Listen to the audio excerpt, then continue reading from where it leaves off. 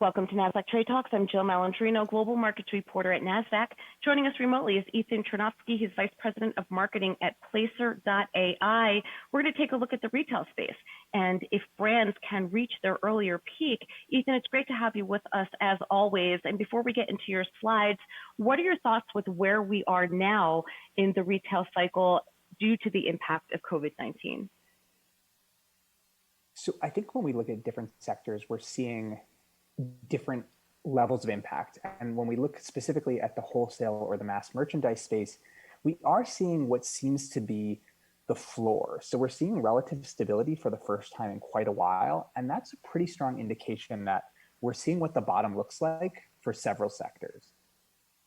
All right, if we take a look at your first chart here, this is weekly traffic breakdown between the four major wholesalers, Walmart, Target, Costco, and Sam's Club. Exactly. And what we kind of see is a very similar pattern. So that last week of February, first week of March, and then into that peak in the second week of March, we're seeing rises in traffic year over year. And then when we look on the other end of that trend, we start seeing those decreases. And that is heavily driven by the fact that many of these retailers were self-imposing restrictions. So how many people could come into a store at a specific time, the ways and the times that you could get to a store, actually closing for hours, even if they were open 24 hours normally.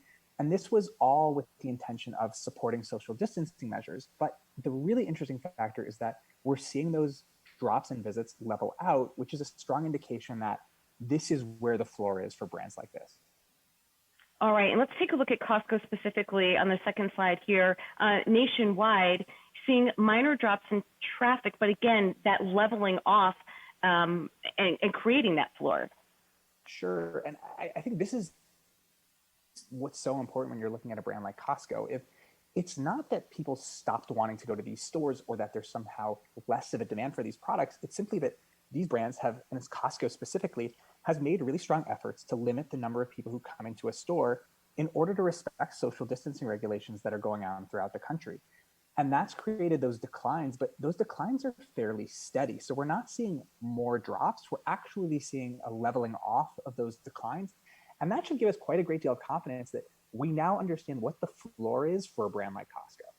Yeah, and if we take a look at our next slide here, Costco traffic by state, I can't even imagine what it would be like if we did not have the private sector putting social distancing restrictions in place. Because I could tell you, I live in New Jersey, which is part of the New York metro area, and you couldn't even get into the parking lots at these massive retailers.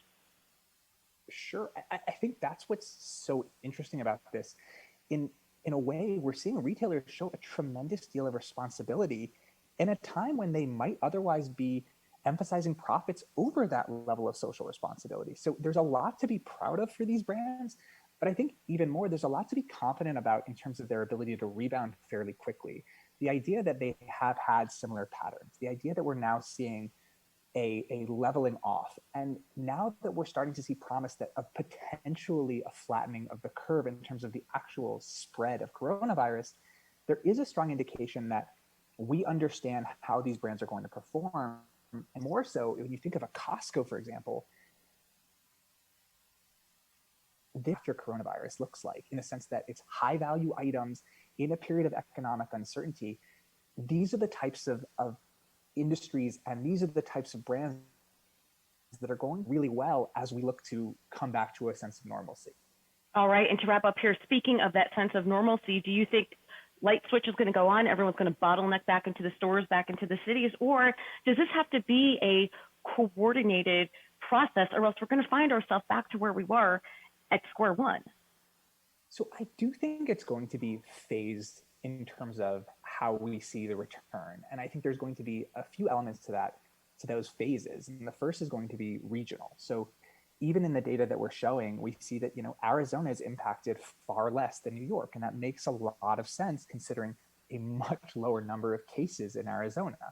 And by the same token, we're going to see these brands do their best, as they've already shown this level of responsibility, to stage that process back so that we can slowly return to normalcy, but do it in the safest and the most effective way for the wider population.